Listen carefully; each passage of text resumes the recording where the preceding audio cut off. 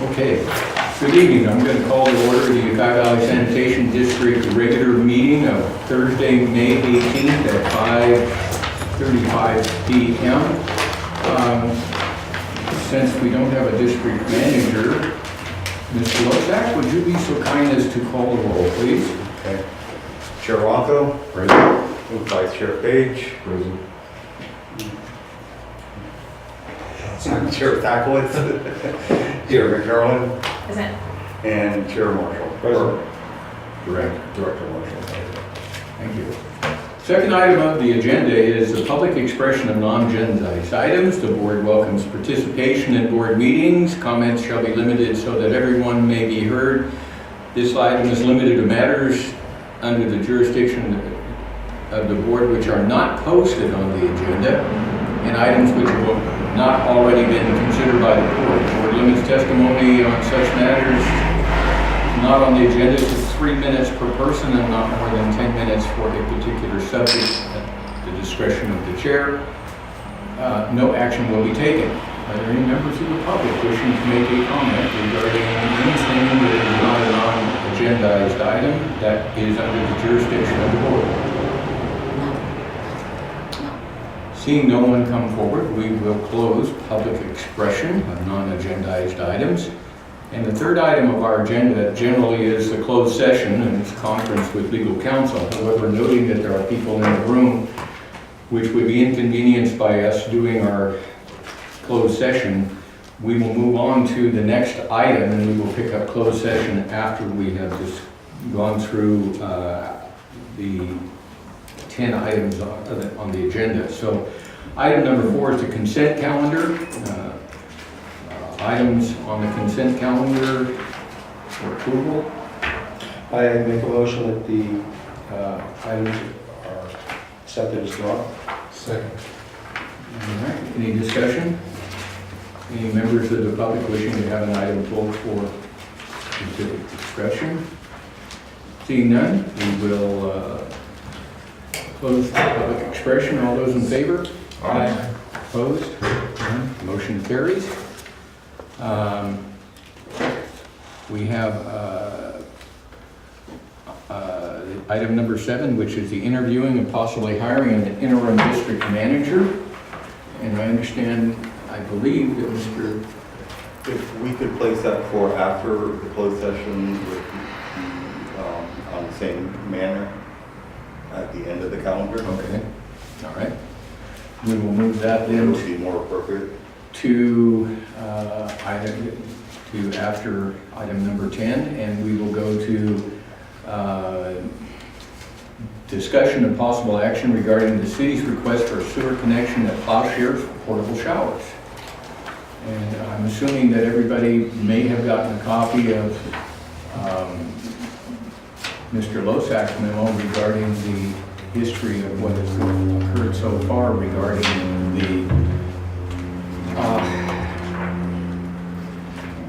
suggested request for portable shower units, although to be honest with you, I'm somewhat confused as to really what is currently going on. That would, pardon me, Yes. Chair? Point of information, Mr. Chair. I'm just gonna, So is this a formal application? They've made a request. Okay. And the request has come from the city, but my understanding the requesting party actually is the county Health and Human Services Agency. And this afternoon at about 2:55 p.m. I had received an email from Mayor Maya Stewart, and I would like to pass that out to the board members. There was an attached letter also from Karen Christopherson, President of the Board of Plowshares, and this may take me a second, and I do have copies of that I have 20 total copies, so. So, point of question now, may I ask a question? So, when I was in the military, we had portable showers.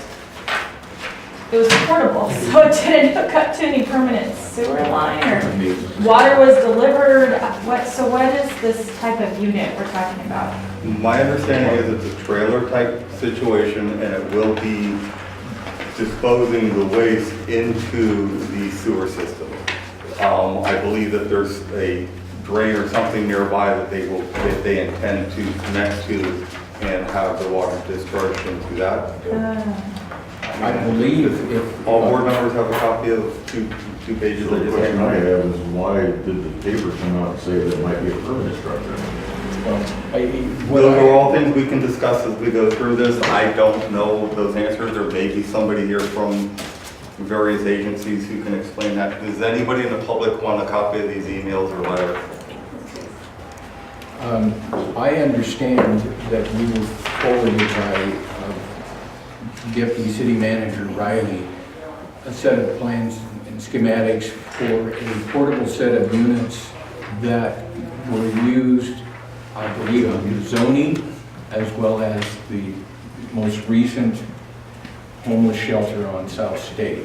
And I was led to believe, based on that email, that that was what had been proposed for the... That's correct. I'm going to have to recuse myself for a moment and fix the door. I'll be right back. And everything I have received indicates that it's supposed to be a temporary shelter for up to 6 months till October. And as soon as the chair gets back, Is that because of seasonal concern? I mean, just, we're going to shower during the summer? Well, it said in the email that it's filling a gap. So when one shower closed and when another opens. right, because the homeless shelter has closed recently and now they want to offer shower facilities for the homeless at this point. And until they can get, until the homeless shelter or something else reopens in October or later. So according to this email from Maya, they're not making an official request for any permit. They just want an assessment of what the fees would be so they know if it's feasible for them financially. And so I think what the board is being asked to consider and determine is what the fees are going to be, and they're requesting that we use what the city has for what's called a wastewater discharge permit, which the city uses for generally construction projects. And Ms. Riley provided me with a copy of the wastewater discharge permit. The construction projects aren't using showers. What's that? Construction projects aren't using showers. They use It- toilets.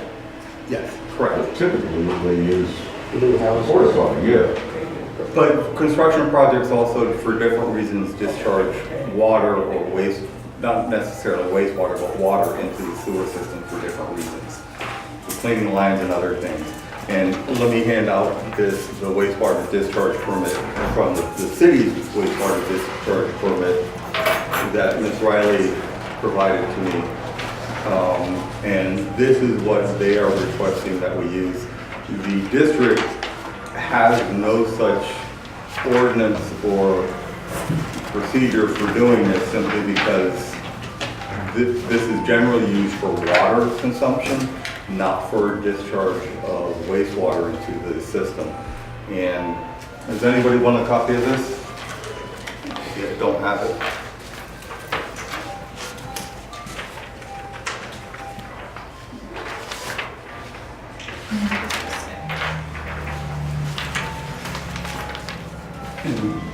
Mr. Chair, I believe there's a member of the public who would like to speak and address this. I don't know. When the time comes, we will. Okay. So I think, and we have, I have copies of the district's ordinance number 35 and 36. 35 discusses the connection fees, 36 is the sewer service charges. And after reviewing this, the chair has determined that the most applicable designation for such a use would be campgrounds without hookups, and per site would be 0.38. And he has recommended, although there are 6 showers and 3 sinks, he was recommending just going out, determining that it was 4, and multiplying 4 by the 0.38 for the hookup fee. Why would we go from 6 to 4? They're not going to be using this facility regardless of what we read in the paper or what we get from here on a full-time basis. So it's going to be limited hours of operation. It's somewhere, my understanding is it's between 12 to 5. I read that, That it will be but- used, so that's less. 5 days a week. 5 days a week, so. That's still more showers than my one shower house takes. Yeah, you know what I mean, so a house, if you look at how many ESSUs there is in a home, everybody showers, 3 people live in a home, they shower once a day. You're looking at 6 showers, 5 hours. You're using, But your home is right. you're using laundry, you're using toilets, you're using Your sink. dishes, your sinks. That's why we have a campground, because it is a limited use without facilities. This campground designation was recommended and suggested to us when they were talking about the tiny homes on Brush Street as a solution to what was then suggested as an enormous hookup fee that we were suggesting to them. And at the time, we felt that the tiny homes, which were going to be 24 hours a day, 7 days a week with other facilities, probably were not campground. But this is a limited attempted use. Mr. Sekowitz. Thank you, Chair Ronco. So my understanding is that these are of limited hours. Is it also of limited duration? Are these seasonal? They told us, the city says it's 6 months. 6 months. Okay. And they'll be gone. And what Chair Ronco has suggested was, if it is in fact 6 months and they leave at that point, that we refund the hookup fee. I see. That we just simply charge them for whatever under ordinance 35, under 36, the service charges for the water usage and that sort of thing. The figure that Ms. Riley came up with, I believe, was somewhere around 54,000. 51,000. 51,000, and based on the formula that is proposed by Chair Ronco, it would be about 19,000 for the hookup. Again, which would be reimbursed if it in fact was of limited duration. The problem is, we don't know if it's truly going to be limited, or once it's there, it's going to end up staying there for a while, permanently. So would they still be paying monthly sewer fees? Yes. And what would that be? That would be based on Based their on water just- usage. Would it be based like a base rate plus water usage, like everyone else, or would it be It's different? going to be incorporated into the plowshares, because plowshares is already paying the base rate. So the water use that would be going into plowshares would then be increased, and they would pay through that. We increased by 0.38. The .38 is the hookup. That's the capacity we're reserving in the plant. The actual treatment cost would be what the water increase is. And Plowshares does currently have a hookup, and they are currently paying for water treatment. So How many ESSUs?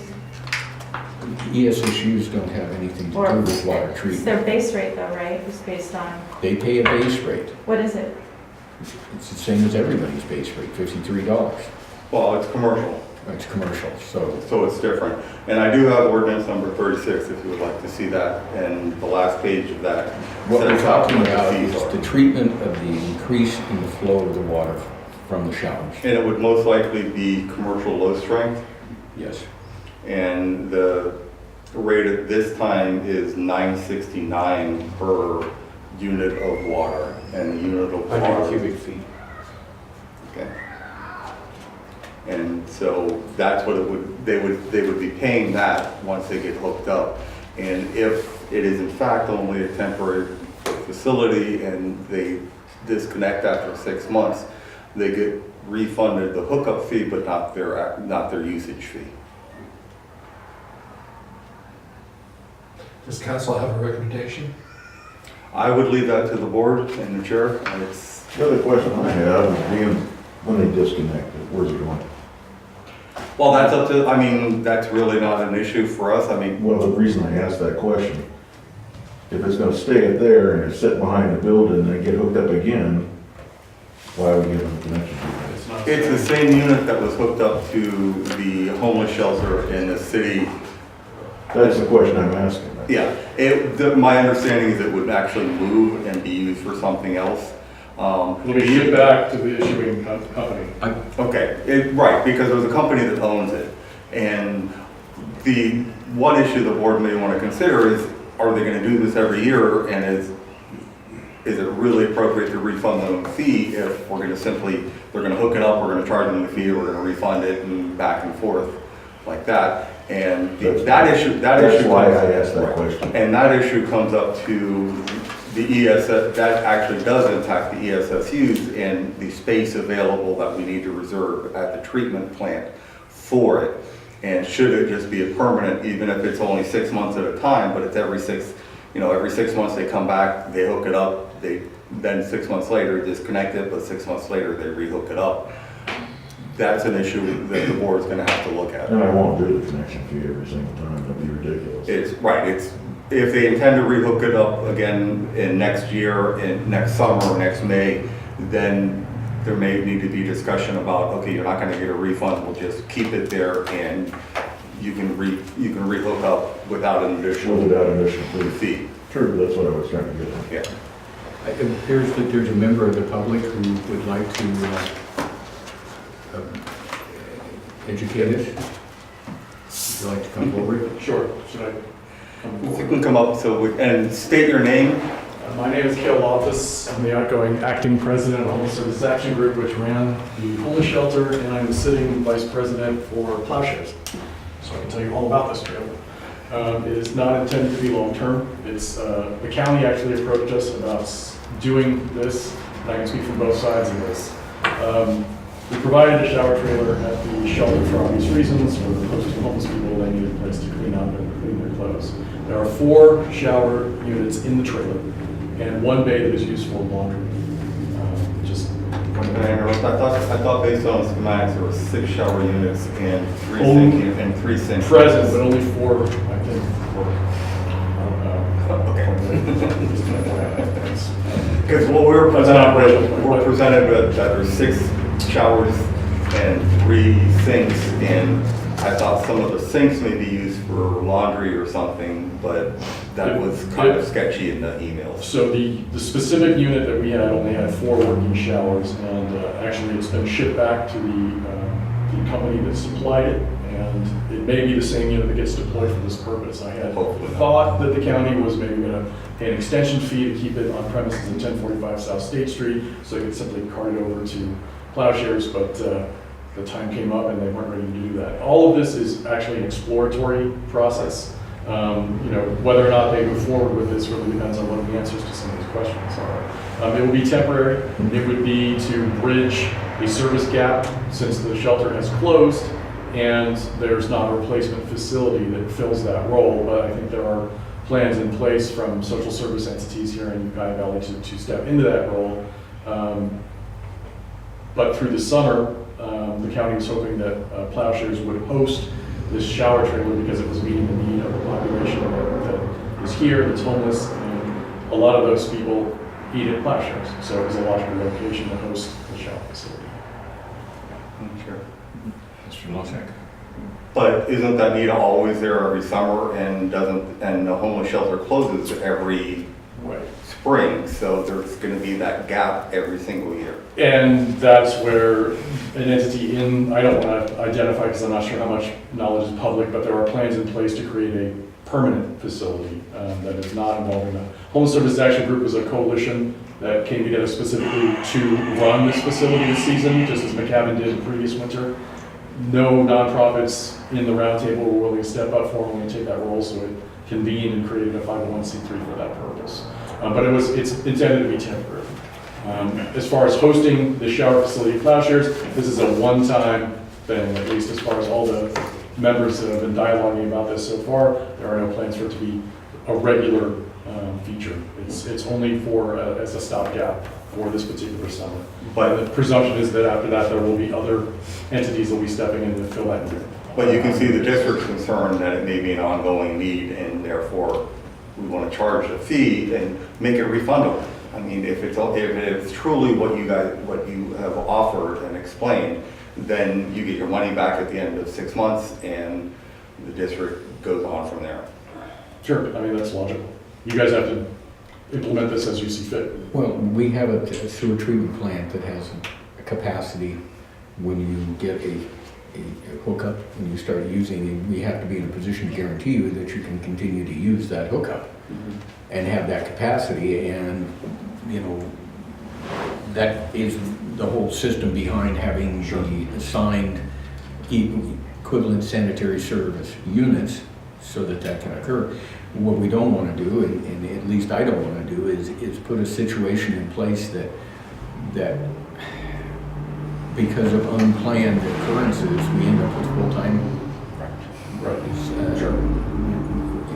And that was actually, speaking where my plowshares cap, that was actually the dialogue back to county was, well, we're happy to host this, we understand the rationale to do it, but we need to make sure that we mitigate the impacts. And you're also thinking about impacts. We're concerned about impacts to water use and sewage, because we have a certain infrastructure there, and we don't want to max it out, obviously, or overstress it. Well, it's an unmet need, and it's placed in a place where it seemed to be the most effective. But then the devil's in the details. That's all. I'm not, they had the subcommittee that's handling this for plowshares, that's Rick Johnson, I was gonna be here tonight, but he didn't make it, so I came instead. We just got this letter at 2:45 this afternoon. So, other than the hookup fees, looks like they just want an idea of the total cost. So do we have an idea of the monthly rate? I mean, I have no idea what he's. Yeah, I mean, based off of water usage, isn't it? In terms of use, to this point, the dialogue has been that we would be basically allowing showers in the time windows leading up to meals, so the 2 hours before lunch and like the 2 hours before dinner. But a lot of that is operational too. In other words, we'll need personnel from somewhere to supervise. We can't have it operated unsupervised, and that's a change for plowshares. Normally, this is not a service that we're hosting, so it's gonna have an impact in terms of we'll have to have somebody supervising this facility. County spoke to that to some extent, and some of the other social service nonprofits in the valley may help with volunteers or even assigning paid staff to take a shift or two. But the details of that are still, being worked out. But the upshot is that it's not going to be all day long. It'll be during discrete windows, right before meal times is the most logical time to offer the service. And that was the basis for reducing it to 4 showers as opposed to 6 showers and 3 sinks, just saying, because of the limited usage of it, it's more appropriate to cut it down. And, the 51,000 that Ms. Riley came up with and then the 19,000 that Ms. Ronco came up with are the numbers that we have at this point. so is that purely the difference between 2 shower heads, 30,000? 2 shower heads and 3 sinks. And she came up with some usage figures that I have no. Right, we don't know the usage, what they're gonna be charged every month will actually depend on what the amount of water they're using. So we don't know what that's gonna be. I have to imagine We that can't- some of the numbers came from our experience of using the trailer at the 1045 South Sixth Street in terms of water volume. Yeah, so my recommendation to you would just be get a scratch pad and work out the numbers and the gallons of water and limit showers to so many minutes so they don't go over so many gallons, and to try to figure out some kind of budget. And that's just basically what it was. Coin thing. Timers like they do at the campgrounds, the exact same thing as the campgrounds. Yeah, but the bottom line here is that. The hookup fees, I think, is a big issue. And, I don't know where we go from here. I don't think that we can justify the 51,000. That was something that was suggested if we were going to be draconian about what was going on, that would be in the realm of what Shannon came up with. And that's not what our intent here is to do, is to be as close to what's reasonable as possible. Well, the big flick is it's gonna be based off of water usage. I mean, and I don't have a problem refunding the hookup fee as long as it's gone. And they don't plan on bringing it back, it's no problem. Just don't want it to be a regular occurrence, which I don't think Plowshares wants to be a regular occurrence either. And I'm assuming that if and when a permanent facility is constructed, that then that appropriate hookup fee will be paid for that facility. my concern so much isn't the actual hookup fee, it's accounting for ESSUs with the plan. That's what the hookup fees are designed to do. So we're okay, so then that exact correlation, we can't undershoot it because that messed us up, right? Right. If it So- becomes permanent, we've got to We've reserve shot some ourselves in the space. foot, I mean, Well, that's the reason we're charging hookup fee, because we have to account for that ESSU.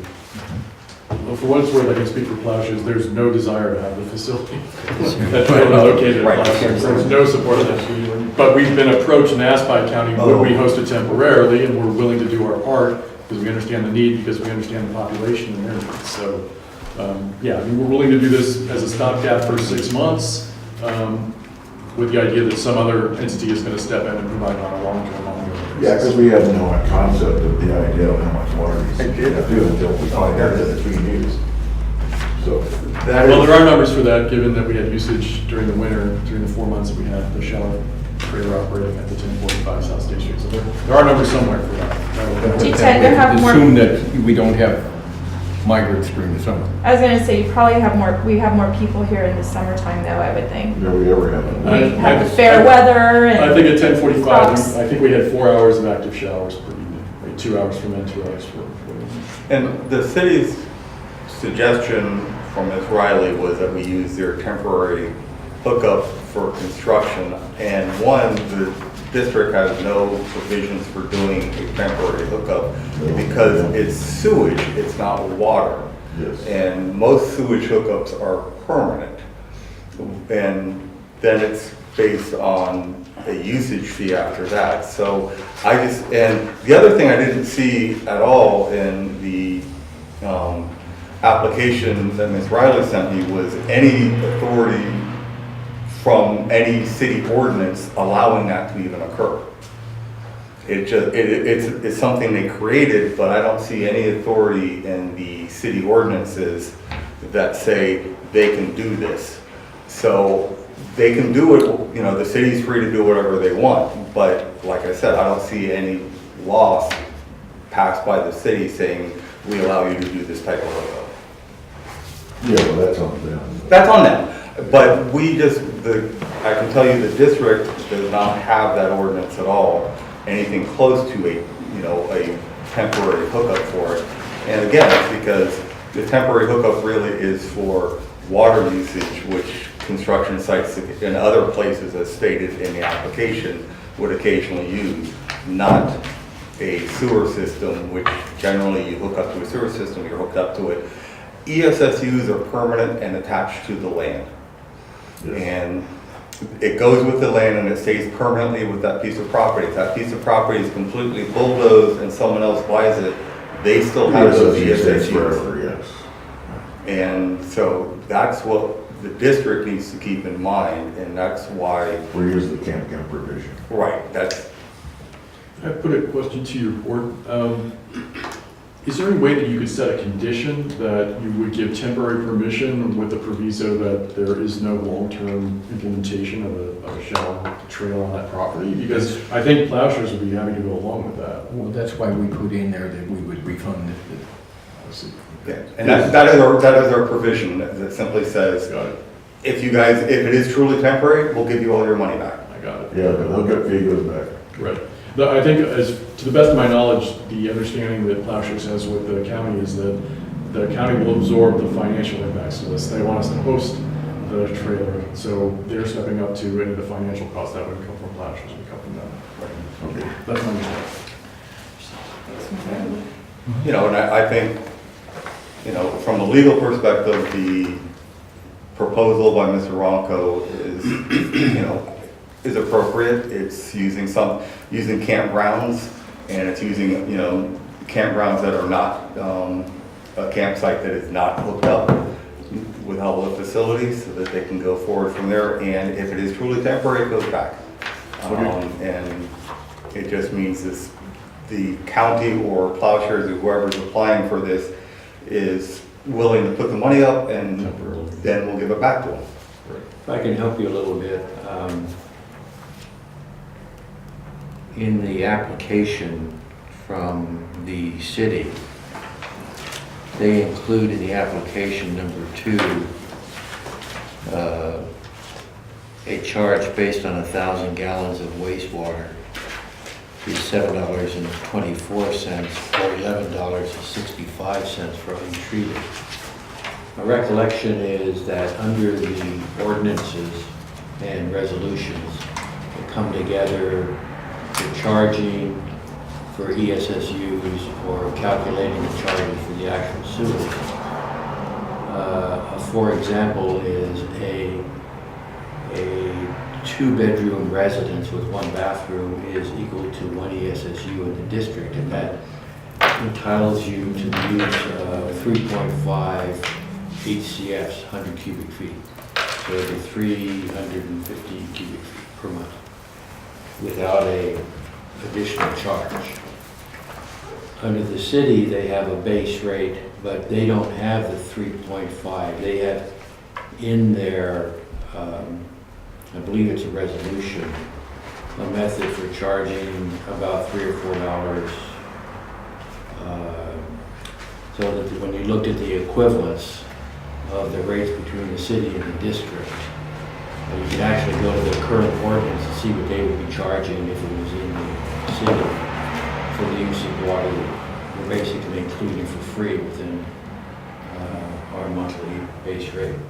Because within the Not a base, lot of money. within the base rate is 3.4 units under the city, under the district ordinance, and a unit is equal to 748 gallons. And That's so, under residential. correct. Residential, not commercial. Yeah, residential, but not commercial. Not commercial, it's 969 would be the base rate, and then you would pay for anything over that. About 2,500 gallons. And the bottom line is that this is a commercial application. And if we take out from the discussion of the situation, the hookup fee, they're just going to be charged with the actual treatment of the water. Yes, based off the water usage. Yeah. So, it's a matter of, in my mind, if and when we do actually get an application and a request for the hookup, which we haven't gotten, that based on what we've heard tonight, it would seem to me to be appropriate that we do some form of hookup fee, which is refundable. And when do we expect the application? It'll be in part based on this input. So, Yeah. Do we need a motion, Chair Rocco? Yeah, we're gonna- I don't know. There's nothing really presented to us as far as that is, I mean, there was no application in front of us. Right. And that was made quite clear by the email today, is there was no application. And they whether said- there will be an application would depend upon what Right. the findings are. And I guess either a motion or just a direction about what the price of, about the hookup fee and, and what it would be, so we could give the possible applicant an idea of, is it 51,000 or is it 19,000 some odd dollars that the district is asking, and district's willing to We're asking for refund the that hookup money. fee is what we're asking Right. for. The 19,000 as a. Yeah. So I don't want to put the 19,000 down on paper that that's our absolute hookup fee. I want it based on whether this thing has 4 showers or 6 showers, whether it has 0 sinks or 3 sinks. Okay. I mean, If I may interrupt, what Chair Ronco had looked at was based on 6 showers, 3 sinks being used 4 to 5 hours a day. It's And 5 days a week. 5 days a week. For 6 months. Well, the duration doesn't matter, but so that would, instead of it actually being 9, well, wait a minute, how do you calculate 4 hours a day? you just have to come up with a ballpark figure and kind of guess at What are you what it's comparing gonna it be. to?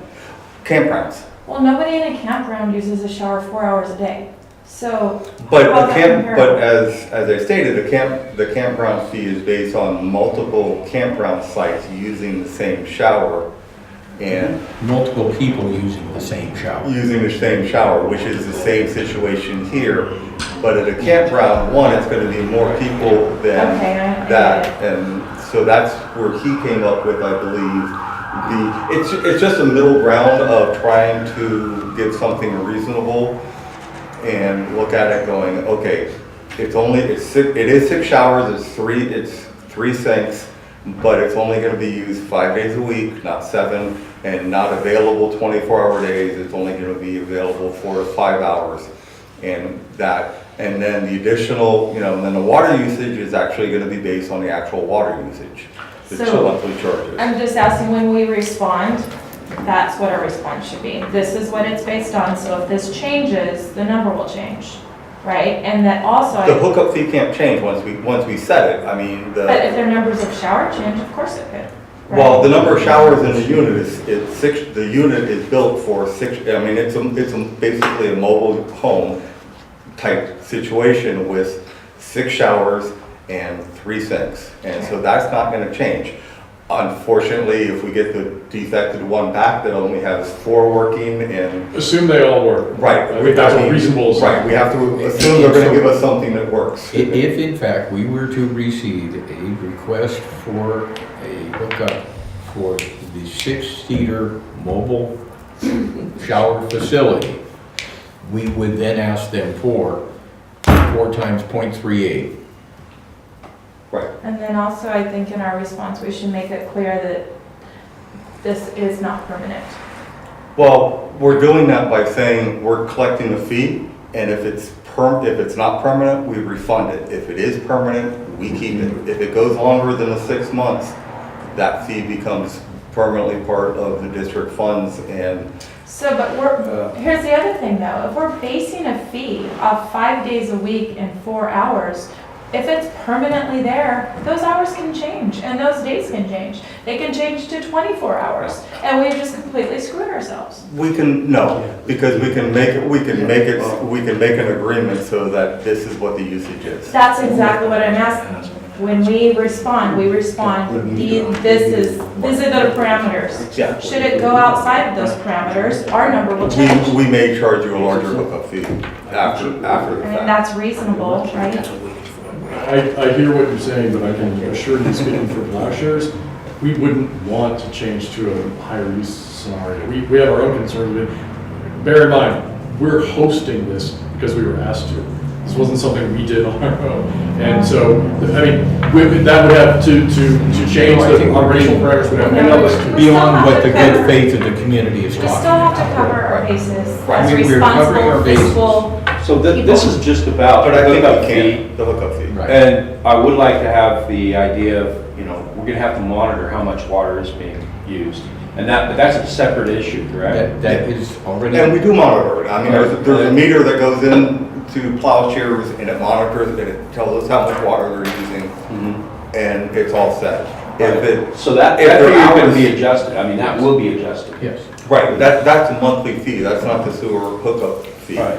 If it ends up being that on a permanent basis, they are using more ESSUs than we thought, we may want to have some agreement that says we can then go ask them for a larger hookup fee because it's now operating 7 days a week, 10 hours a day, which I know Plowshares doesn't want, and I know. We don't operate on the weekends, we're strictly on Monday through Friday. Right, and and I've looked at all the stuff in the paper and all of your concerns about, there's all kinds of. My understanding was there was some misinformation in some of the Okay, articles. but there's all kinds of logistical issues that you have to deal with as you go forward as far as male, female, and what do you do with their clothes and all this sort of stuff, and that we can look at in the future, and if it changes, then our hookup fee may have to change, but we can write that into a contract. I would offer, just assume good faith. I mean, Plowshares doesn't want to do anything that has adverse effect on any of those. And just to reiterate, I'm sorry, Chair, but you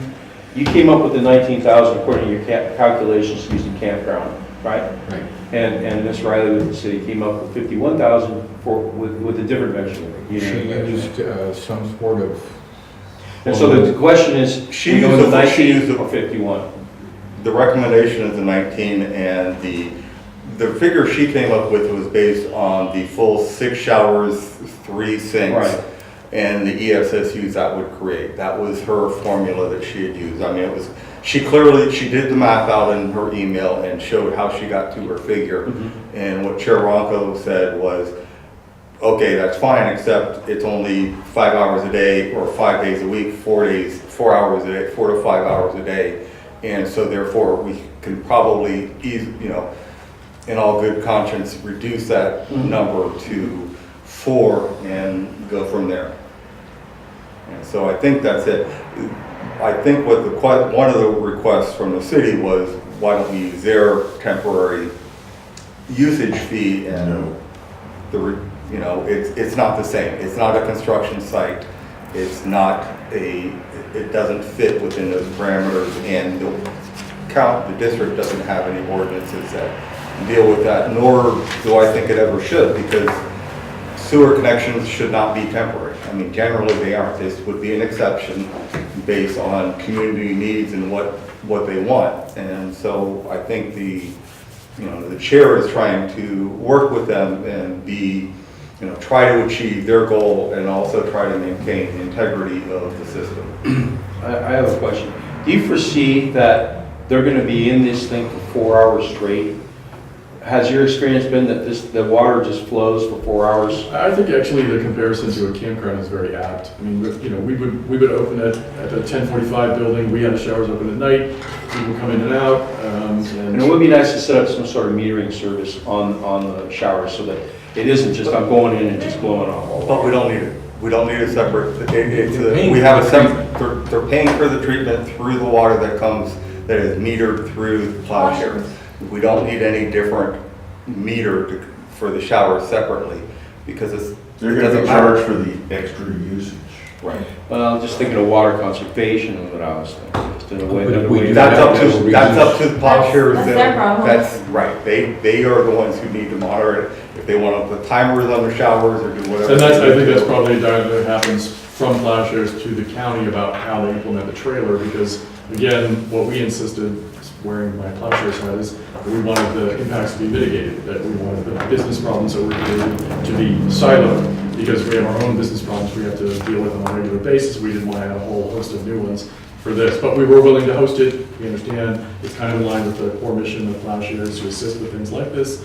It's the same population that we feed, so there was a logic to it. We just wanted to make sure that the impacts were going to be mitigated, and some of that would be making sure that the water use isn't excessive. So I think what we end up being is reasonable but responsible.